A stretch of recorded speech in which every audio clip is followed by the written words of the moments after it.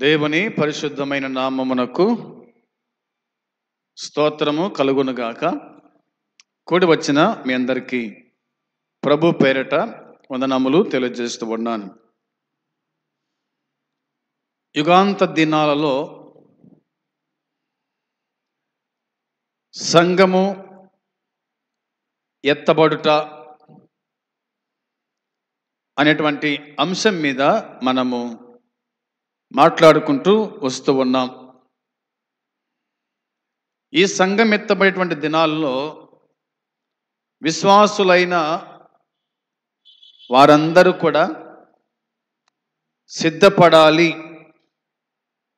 సిద్ధపడి రానున్నటువంటి సంభవాలకై ఎడతెగక కనిపెట్టాలన్న మాట కనిపిస్తూ ఉంది. కాబట్టి గత దినమున మనము మత్తయి సువార్త 24వ అధ్యాయము 42 నుంచి 43 వరకు లేదా 44 వరకు ధ్యానం చేసుకున్నాం. ఈ దినమున అదే మత్తయి సువార్తలోనే 25వ అధ్యాయానికి వచ్చేద్దాం. 25వ అధ్యాయము మొదటి నుండి 13 వరకు చదవాలి. అయితే వచ్చిన తర్వాత వచనము చదువుకుంటూ మనము ధ్యానం చేసుకుంటూ వెళ్దాం. మొదటి వచనము, రెండవ వచనం మాత్రమే నేను చదివి ప్రార్థన చేసి ధ్యానంలోకి వెళ్దాం. రండి. పరలోక రాజ్యము తమ దివిటీలు పట్టుకొని పెండ్లి కుమారుని ఎదుర్కొనుటకు బయలుదేరిన 10 మంది కన్యకలను పోలి ఉన్నది. వీరిలో 5 బుద్ధి లేని వారు, 5 బుద్ధి గల వారు. ప్రార్థన చేసుకుందాం. ప్రేమగల తండ్రి, పరిశుద్ధుడవైన దేవ, నీ పాదములకు కృతజ్ఞత స్తుతి స్తోత్రములు చెల్లించుచు ఉన్నాం. నీ దయా సంకల్పాన్ని బట్టి, నీ ప్రేమను బట్టి, నీ ఉచిత కృపను బట్టి, కనికరాన్ని బట్టి నేటి వరకు ఇంకా మమ్మల్ని అందరినీ కూడా బ్రతికించినందుకై స్తోత్రములు స్తుతులు చెల్లించుకుంటున్నాం. మరొక నూతన దినము మీరు మాకు అనుగ్రహించినందుకై స్తోత్రాలు స్తుతులు చెల్లిస్తున్నాం. ప్రభువా, నీ సన్నిధి మాకు ఇచ్చారు. దేవానికి వందనాలు, స్తోత్రములు. కూడి వచ్చిన వారిని దీవించి ఆశీర్వదించండి. వాక్యం చదువుకొని ఉండగా దీవించుతండి, ఆశీర్వదించండి. మీరే మాతో మాట్లాడండి. నీ మాటల చేత మేము హెచ్చరించబడి నీ రాజ్యమునకు సిద్ధపడే కృప దయచేసి కాపాడుమని మీకు అప్పగించుకుంటూ యేసు క్రీస్తు నామంలో ప్రార్థన చేసి అడిగి పొంది ఉన్నాము తండ్రి, ఆమేన్. మత్తయి సువార్త 25వ అధ్యాయములో మొదటి 13 వచనాల్లో 10 మంది కన్యకల ఉపమానము ఇందులో మనకు కనిపిస్తుంది. ప్రభు అయిన యేసుక్రీస్తు మాట్లాడుతూ చెప్పిన మాటలు. వీరి గురించి మనము చాలా సందర్భాల్లో చదివినాము, వింటూ ఉన్నాం, సేవకులు చెప్పంగా విన్నాం. దేవుడిచ్చిన తలంపును బట్టి నేను కూడా కొన్ని విషయాలు తెలియచేయాలని ఆశతో మీ ముందుకు వచ్చి ఉన్నాం. కాబట్టి జాగ్రత్తగా ఈ మాటలు వినాలని ప్రేమతో మీకు జ్ఞాపకం చేస్తూ ఉన్నాను.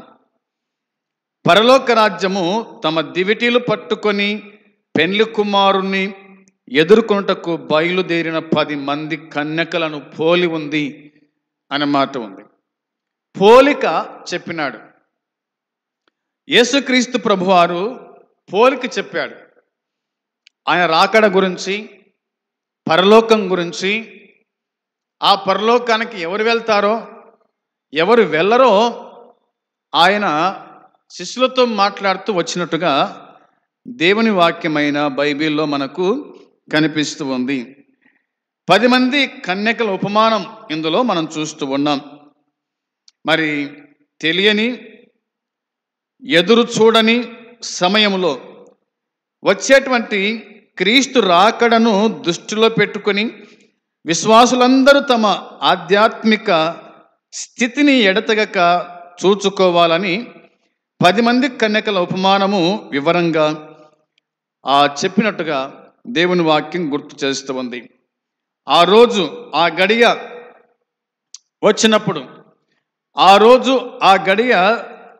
వచ్చినప్పుడు వచ్చినప్పుడు తిరిగి వచ్చిన ప్రభు వారిని చేర్చుకునేలా వారు విశ్వాసముతో పట్టుదల కలిగి ఉండాలని ఆయన 10వ వచనంలో తెలియజేసినాడు.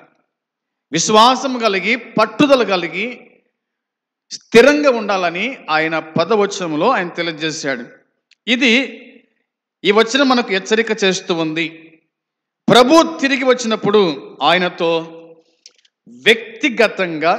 వ్యక్తిగత సంబంధం లేకపోవడం అంటే ఆయన సన్నిధి నుండి, ఆయన రాజ్యము నుండి మినహాయించడమే అని అర్థము అనేది దేవుని వాక్యం గుర్తు చేస్తూ ఉంది. కాబట్టి వారు కొనబోచుండగా అన్నమాట దేవుని వాక్యం మనకు జ్ఞాపకం చేస్తుంది. ఇందులో నుంచి నేను కొన్ని విషయాలు మీకు జ్ఞాపకం చేస్తాను. దాదాపుగా ఒక 3 విషయాలు చూడండి, నేను జ్ఞాపకం చేసుకుంటూ వస్తాను మీకోసమై. 1వదిగా ప్రభు రాకడకు ముందు ఎలాంటి పొరపాటు పడేందుకు ఆస్కారము లేని ప్రత్యేకంగా గమనించగలిగిన సూచనలు ముందుగా జరుగుతాయని కొందరు భావిస్తారు. అది ఎదురు చూడని సమయంలో వస్తుందని బుద్ధిహీనులు, అవివేకులు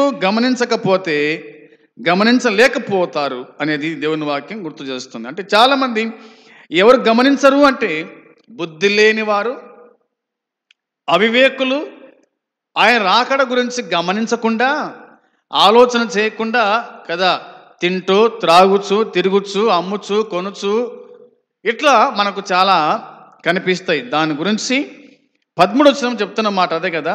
13వ వచనంలో ఆ గడియైనను, ఆ దినమైనను, ఆ గడియైనను మీకు తెలియదు గనుక మెలకువగా ఉండండి అన్నాడు. మెలకువగా ఉండండి అని ఆయన చెప్పినట్టుగా దేవుని వాక్యం గుర్తు చేస్తూ ఉంది. 24వ అధ్యాయంలో 24:36 చూడండి ఒకసారి. అక్కడ రాయబడిన మాట 24:36 వచనంలో దేవుని వాక్యం చెబుతుంది. అయితే ఆ దినమును గూర్చియు ఆ గడియను గూర్చియు తండ్రి మాత్రమే ఎరుగును గాని ఏ మనుషుడైనను, పరలోకమందలి దూతలైనను, కుమారుడైనను ఎరుగరు అనే మాట ఉంది. ఎరుగరు, ఆ దినం గురించి ఎరుగరు, ఆ గడియను గురించి ఎరుగరు. తండ్రికి మాత్రమే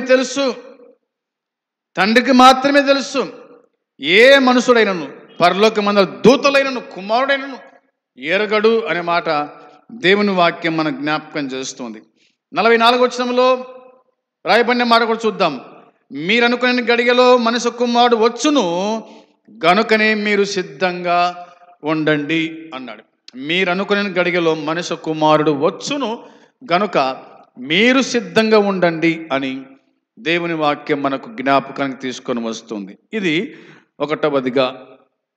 దీన్నే యేసుక్రీస్తు ప్రభువారు మరి మనం గత దినం చెప్పుకున్నాం కాబట్టి గుర్తు చేస్తున్నట్ల మీకోసమై యోహాను సువార్త 14:3లో నేను వెళ్ళి మీకు స్థలము సిద్ధపరిచిన ఎడల నిండు స్థలంలో మీరును ఉండులాగున మరలా వస్తాను, నా యొద్ద తీసుకుని వెళ్తాను అని ప్రభు స్పష్టంగా చెప్పినట్టుగా దేవుని వాక్యం మనకు గుర్తు చేస్తూ ఉంది.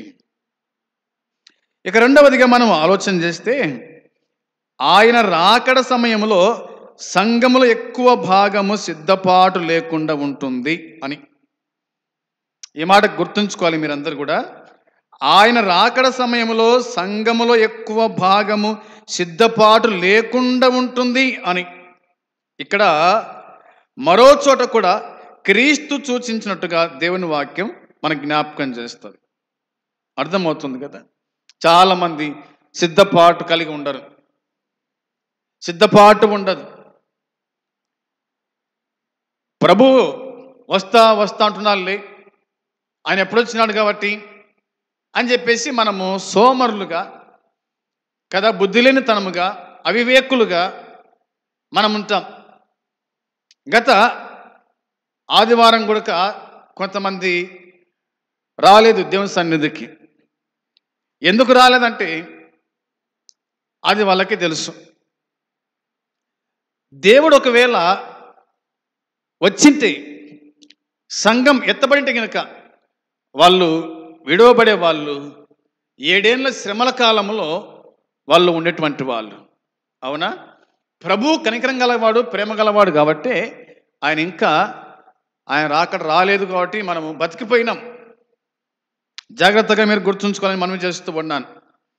8వ వచనంలో ఇలా రాయబడింది కదా, 25వ అధ్యాయము 8వ వచనంలో రాయబడిన మాట, బుద్ధి లేని ఆ కన్యకలు మా దివిటీలు ఆరిపోవచ్చున్నవి గనుక మీ నూనెలో కొంచెము మా కీయుడని బుద్ధి గల వారిని అడిగిరి అన్నమాట ఉంది. ఎవరంట వీళ్ళు? ఏ కన్యకలు వీళ్ళు? బుద్ధి లేని కన్యకలు. బుద్ధి లేని కన్యకలు మా దివిటీలు ఆరిపోవచ్చున్నాయి. ఆరిపోక ఏముంది? వాక్యము లేకపాయ, సహవాసము లేకపాయ, బైబిల్ చదివేది లేదు, ప్రార్థన చేసుకునేది లేదు. ఇలాంటి వారి దివిటీలు ఆరిపోక ఏముంది? ఇలాంటి వారి స్థితి పడిపోక ఏముంది? ఆరిపోయిన జీవితం. ఆదివారం వస్తే ఆదివారం వస్తున్నారు కొంతమంది. అవునా? ఒకవేళ ఆదివారం తప్పిస్తున్నారు, మళ్ళా 2వ వారం వస్తారు. ఆ రోజు రాకపోతే 3వ వారం. ఇట్లా వెనకబడిపోయినటువంటి జీవితాలు ఇంకా వెనక్కి పోతాయి, కానీ ఇంకా ముందుకు రావడానికి ఇష్టపడరు. కాబట్టి జాగ్రత్తగా మనం ఉండాలి. బుద్ధి లేని ఆ కన్యకలు అంట మా దివిటీలు ఆరిపోవచ్చున్నవి అంటే ఏమి లేదు దీంట్లో. వీళ్ళకాడ ఏమి లేదంటే నూనె లేదు. ఏమి లేదంట, నూనె లేకపోతేనే దీపాలు ఆరిపోతాయి. నూనె ఉంటే దీపము ఎప్పటికీ ఆరిపోదు. ఆత్మీయ జీవితంలో ఆరిపోతున్నాం, విశ్వాస జీవితంలో సన్నగిల్లిపోతున్నాం, భక్తి జీవితంలో అడుగంటిపోతూ ఉన్నాం. కారణం సహవాసం లేదు.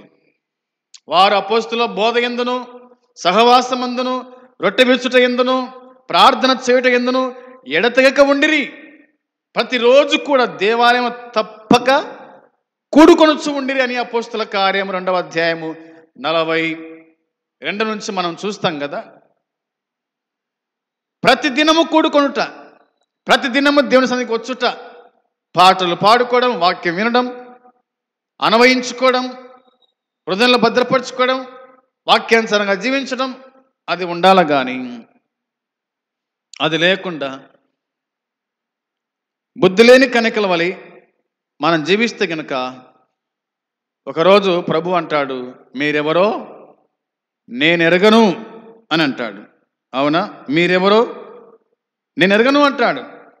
అందుకోసమే ఆ దినమైనను ఆ గడియను మీకు తెలియదు కనుక మెలకువగా ఉండండి అని దేవుని వాక్యం మనకు జ్ఞాపకం చేస్తూ ఉంది. ఇక్కడ మరో చోట కూడా క్రీస్తు సూచించినట్టుగా వాక్యం చెబుతుంది. ఆ మాట చూడండి, లూకాసు వార్త 18:8లో, లూకాసు వార్త 18వ అధ్యాయము 8వ వచనం కూడా చూడాలి. 18:8 వచనంలో రాయబడిన మాట, ఆయన వారికి త్వరగా న్యాయము తీర్చును, వారి విషయమే కదా ఆయన దీర్ఘశాంతము చూపుచున్నాడని మీతో చెప్పుచున్నాను. అయినను మనుష్య కుమారుడు వచ్చినప్పుడు ఆయన భూమి మీద విశ్వాసము కనుగొనునా? ఈ మాటలు మనము గమనించువారమై ఉండాలి. యేసుక్రీస్తు ప్రభువారు ఏం చెప్పినాడు? ఆయన ఏమన్నాడు అంటే, దేవుని వాక్యం చెబుతున్నట్టుగా ఆయన వారికి త్వరగా న్యాయము తీర్చును. ఇందులో మరి ఈ 18వ అధ్యాయం 1 నుంచి 8 వరకు చూస్తే కనుక అక్కడ విధవరాలు యొక్క ప్రార్థన కనిపిస్తుంది. అవునా? పట్టుదల కలిగిన విధవరాలు, నాకు నా ప్రతివాదికి న్యాయం తీర్చు, నాకు నా ప్రతివాదికి న్యాయం తీర్చు అని న్యాయాధిపతికి వచ్చింది. ఆ న్యాయాధిపతి ఎటువంటి వాడంటే దేవునికి భయపడడు, మనుషులను లక్ష్య పెట్టడు. అవునా? దేవునికి భయపట్టేవాడు కాదంట, మనుషులను బొత్తిగా లక్ష్య పెట్టేవాడు కాదు.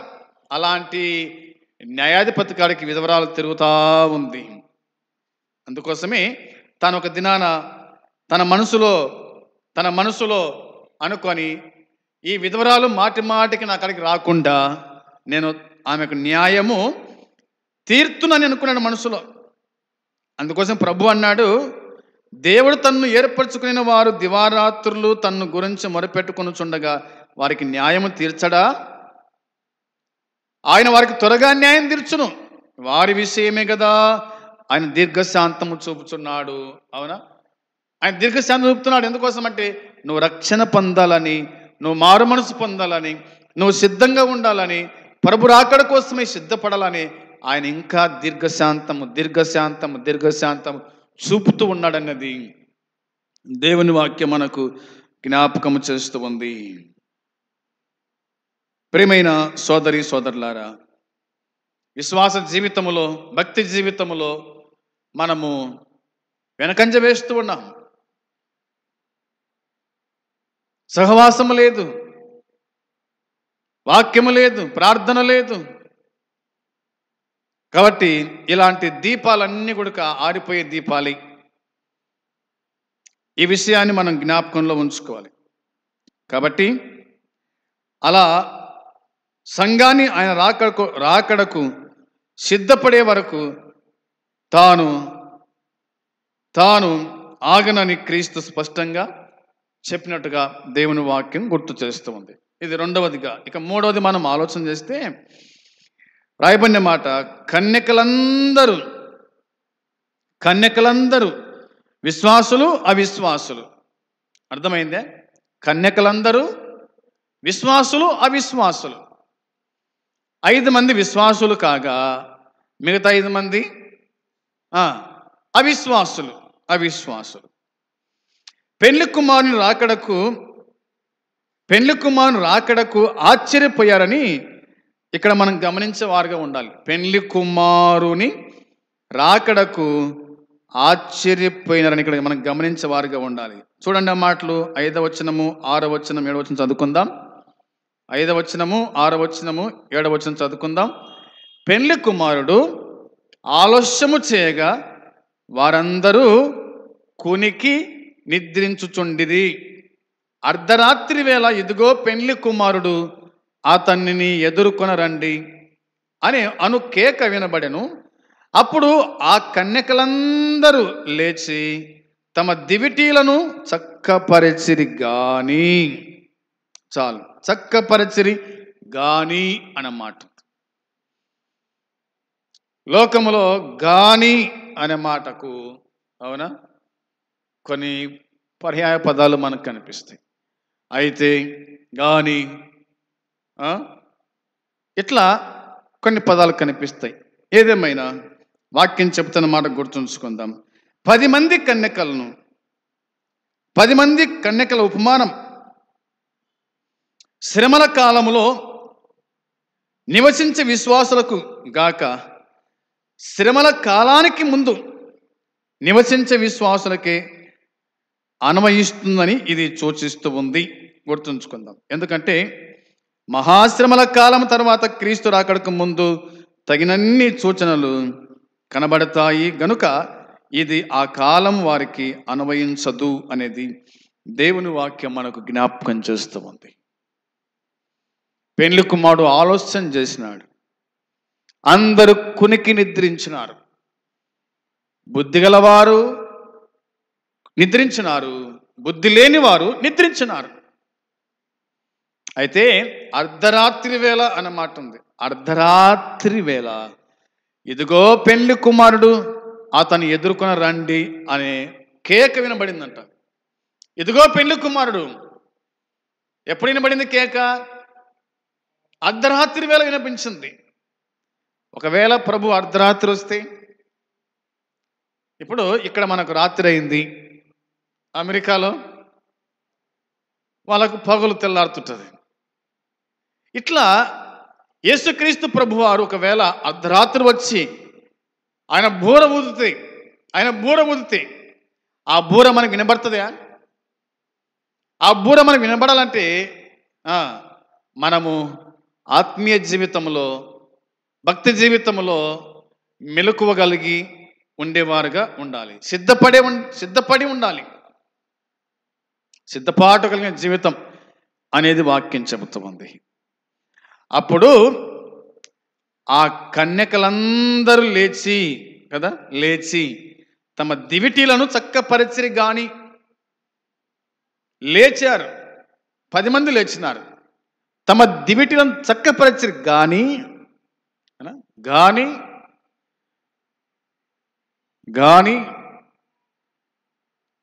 బుద్ధి లేని ఆ కన్యకలు, వచనం 8, బుద్ధి లేని ఆ కన్యకలు మా దివిటీలు ఆరిపోవచ్చున్నవి అన్నారు. బుద్ధి లేని ఆ కన్యకలు ఏమంటున్నారు వాళ్ళు? మా దివిటీలు ఆరిపోవచ్చున్నాయి, మా దివిటీలు ఆరిపోవచ్చున్నాయి. వెలిగిస్తే అంటకడం లేదు. ఎందుకు అంటుకోవడం లేదు చెప్పాలి మీరు. ఎందుకు అంటుకోవడం లేదు? దివిటీలు నూనె లేదు కాబట్టి. అవునా? నూనె లేదు కాబట్టి మా దివిటీలు ఆరిపోవచ్చున్నాయి గనుక మీ నూనెలో అన్నారు. అంటే మాకు నూనె లేదు, మీ నూనె ఇవ్వండి. అవునా? మీ నూనె ఇవ్వండి. ఎట్లయితుంది? ఇదేమన్నా పంచుకునేదే ఏమన్నా? అవునా? ఎవరి భక్తి జీవితం వల్లదే అంతే, ఎవరి విశ్వాసం వల్లదే అంతే. తల్లిది కొడుకు రాదు, కొడుకు తల్లికి రాదు, భార్యది భర్తకు రాదు, భర్తది భార్యకు రాదు. ఎవరి విశ్వాసము వల్లదే అంతే. ఎవరు సిద్ధంగా ఉంటారో వాళ్ళు వెళ్ళిపోతారు, ఎవరు సిద్ధంగా ఉండరో వాళ్ళు వెళ్ళిపోరు. దివిటి ఆరిపోవడం అంటే చల్లారిన జీవితం.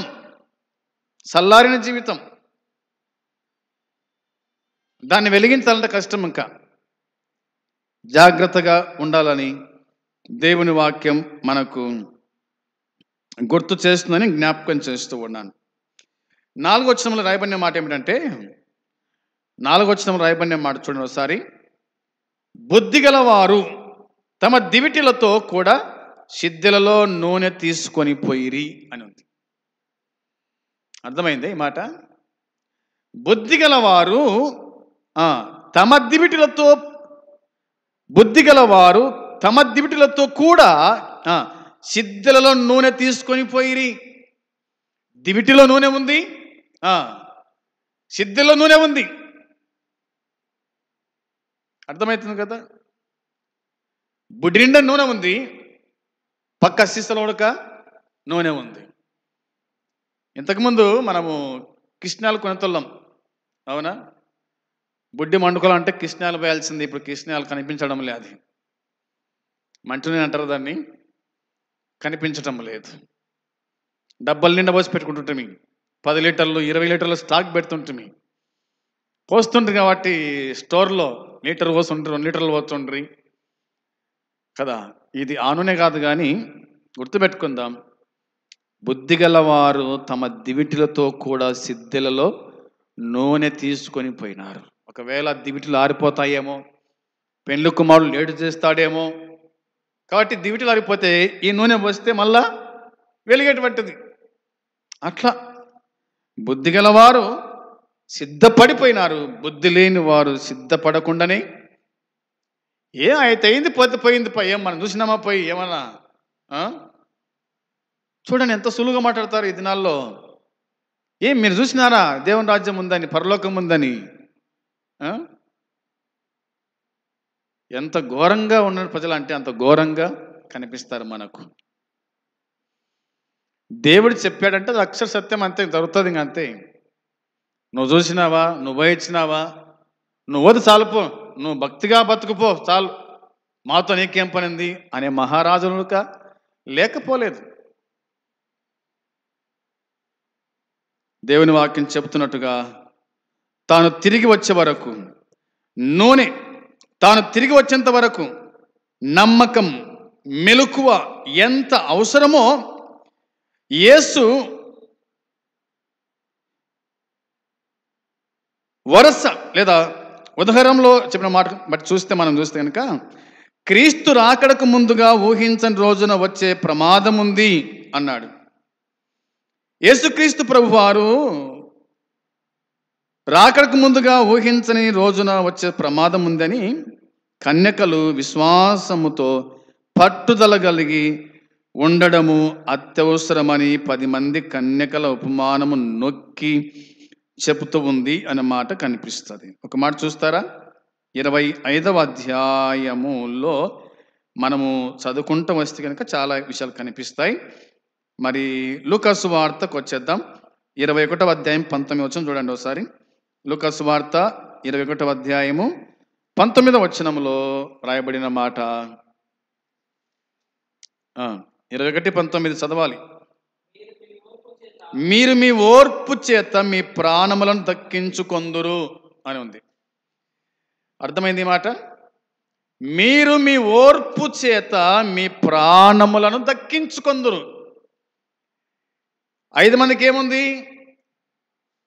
ఓర్పు ఉందా లేదా? ఓర్పాకు ఓర్పు లేకపోయింది. రూతేమో అత్తుకోయింది.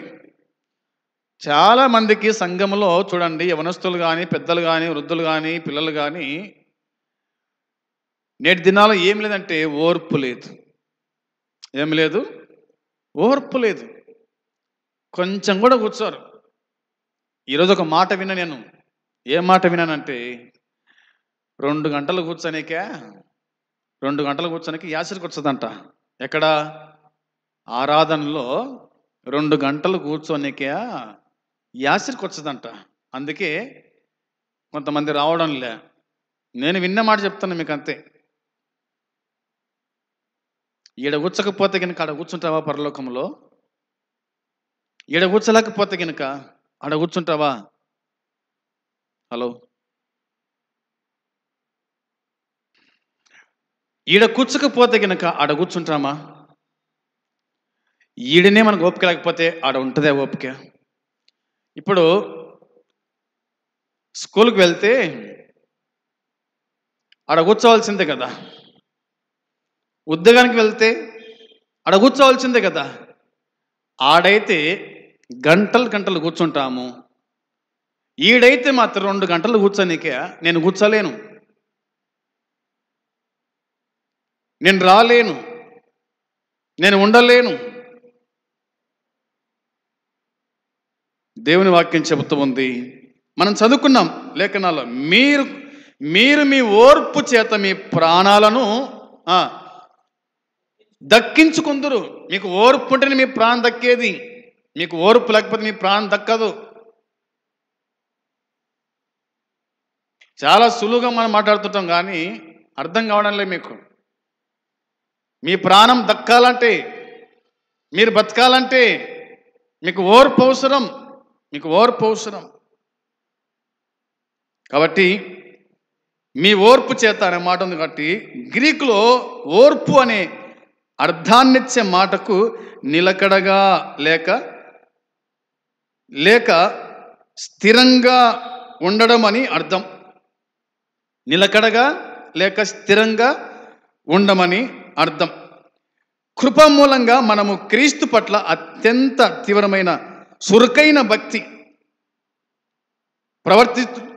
మరి ప్రప్రథముగా మనం ధరించుకునే వారిగా ఉండాలని అర్థమవుతుంది. అంటే ప్రార్థన, సాక్ష్యం, కంఠత వాక్యం, ఆరాధన, క్రైస్తవ సహనం, పాపాన్ని అనుదినము ఎదిరించడం, నిజ విశ్వాసంలో కొనసాగడం ద్వారా విశ్వాసులు నిత్య జీవాన్ని పొందుతారు అని, అన్ని పరిస్థితుల్లో విజయం సాధిస్తారని యేసుక్రీస్తు ప్రభువారు స్పష్టంగా ఆయన చెప్పినట్టుగా దేవుని వాక్యం మనకు గుర్తు చేస్తూ ఉంది.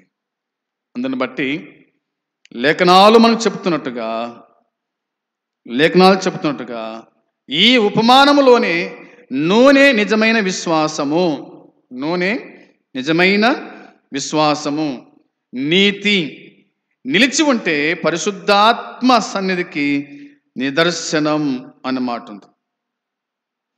నిజమైన విశ్వాసము, నీతి నిలిచి ఉండే పరిశుద్ధాత్మ సన్నిధికి నిదర్శనం. పట్టుదలను బోధించే ఇతర 5 ఉపమానాలు మనకిందులో కనిపిస్తాయి. ఒకటవదిగా విత్తువాని ఉపమానము మనకు కనిపిస్తుంది. విత్తువాని ఉపమానం కనిపిస్తుంది.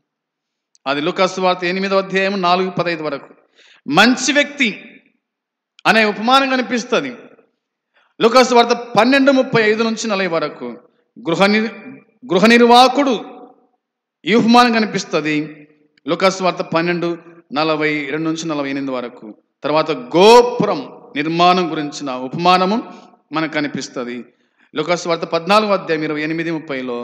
తర్వాత నీరసమైన ఉప్పు గురించి వ్రాయబడింది. దాదాపుగా ఇక్కడ 5 ఉపమానాలు ఈ లూకా సువార్తలో మనం చూడగలుగుతాం.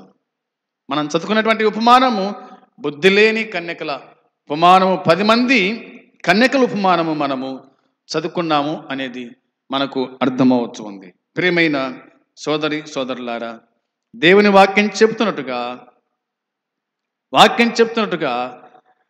మనం చూస్తూ ఉన్నాం. వారు కొనబోచుండగా ఏం జరిగింది? ఆ మాట చదివి మనం ముగిసుకోండి. 10వ వచనంలో రాయబడిన మాట, వారు కొనబోచుండగా పెండ్లి కుమారుడు వచ్చెను. అప్పుడు సిద్ధపడి ఉన్నవారు అతనితో కూడా పెండ్లి విందుకు లోపలికి పోయిరి అన్నమాట ఉంది. అంతటా తలుపు వేయబడెను. ఆ తర్వాత తక్కిన కన్యకలు వచ్చి, అయ్యా అయ్యా మాకు తలుపు తీయుడని అడుగగా అతడు మిమ్ము నెరగనని మీతో నిశ్చయంగా చెప్పుచున్నాను అనే మాట కనిపిస్తుంది. ఇన్నాళ్ళు ప్రభుతో పాటు ఉండి, ఇన్నాళ్ళు సహవాసం గల వారమే ఉండి, చివరికి ఆత్మీయ జీవితంలో దిగజారిపోతే, ఆత్మీయ జీవితంలో చల్లారిపోతే, ఇక ప్రభు పలికే మాట ఇదే, మీరెవరో నేను ఎరుగను, నాకు తెలియదు అని పలుకుతే మన పరిస్థితి ఏమిటి?